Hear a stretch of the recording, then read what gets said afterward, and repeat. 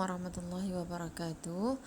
Hari ini kita akan sambung tajuk yang seterusnya, iaitu suhu planet. Minggu lepas kita dah belajar urutan ahli dalam sistem suria. Kita dah belajar ahli sistem suria dan kita dah belajar urutan planet dalam sistem suria.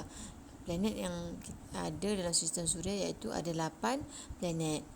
Okey, minggu lepas maklumat dah sebut planet yang dekat dengan matahari suhunya tinggi. Suhu tinggi maksudnya panas. Planet yang jauh, yang paling jauh daripada matahari iaitu Neptune, dia akan mempunyai suhu yang paling rendah. Okay, kita tengok dulu gambar aja dalam buku teks ni, muka surat 120 ni. Adakah suhu setiap planet sama? Mari kita ikuti perbualan Lim dan rakan-rakannya di bawah. Lim, kenapa kamu berpeluh? Panasnya di sini. Kami tak rasa panas pun di sini. Lim ada seorang kawan ni tanya Lim. Lim sedang panggang ayam ke apa tu? Dekat atas pemanggang tu. Jadi Lim nampak sangat berpeluh berbanding kawan dia ni. Sebab dia kata panasnya di sini. Lepas tu ada pula kawan-kawan dia kat sini yang perempuan ni, kami tak rasa panas pun di sini. Tengok.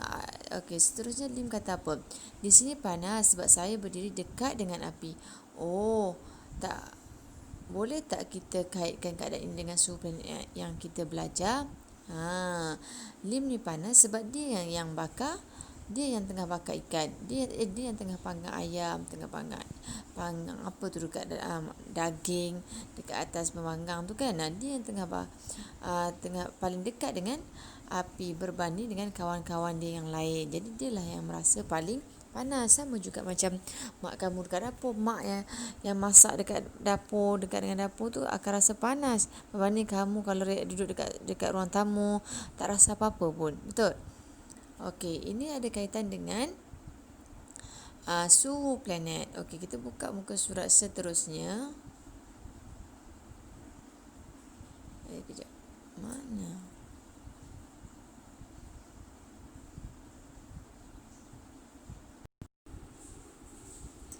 Okey, muka surat 121. Muka surat sebelah kan. Mengapa matahari merupakan sumber haba dalam sistem suria? Suhunya sangat tinggi. Okey, suhunya sangat tinggi. Okey, ini matahari, kemudian ada urutan-urutan planet. Planet yang pertama iaitu apa tadi? Planet pertama Utarid, kemudian Zuhra, kemudian yang ketiga ni Bumi, seterusnya Marikh, yang paling besar tu apa? Mushtari, yang ada macam cincin tu Zuhal, Uranus dan Neptune. Okey, ini urutan planet. Okey, Utarid paling dekat dengan matahari.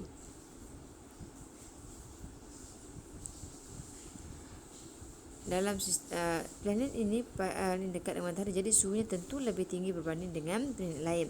Planet ini pula paling jauh dari matahari, tentu suhunya paling rendah.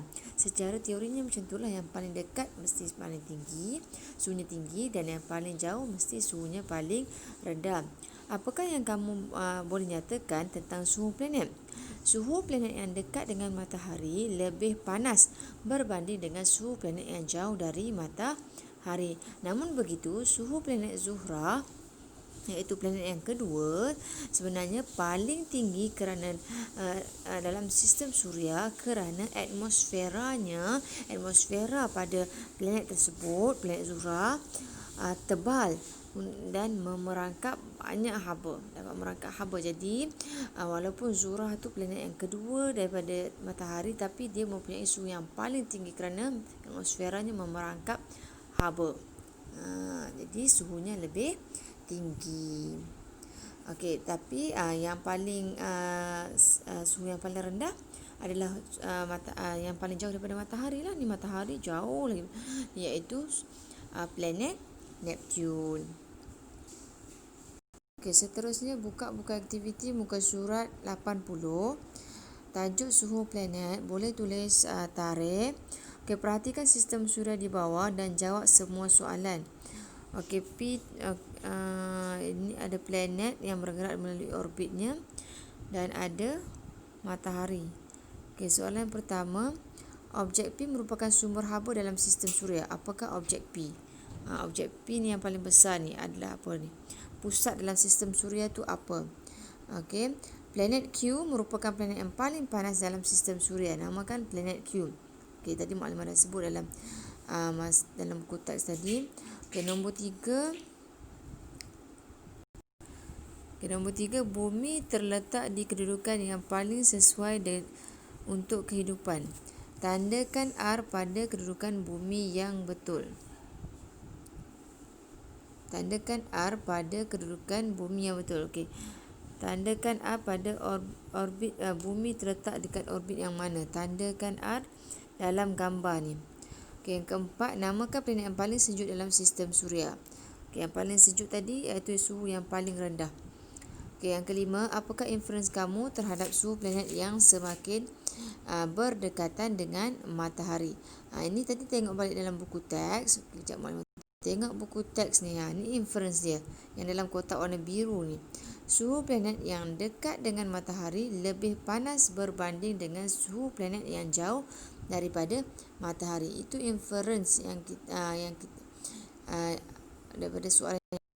Okey, boleh salin jawapan dalam buku teks tadi. Inference, kenapa kamu kata suhu planet yang semakin berdekatan dengan matahari?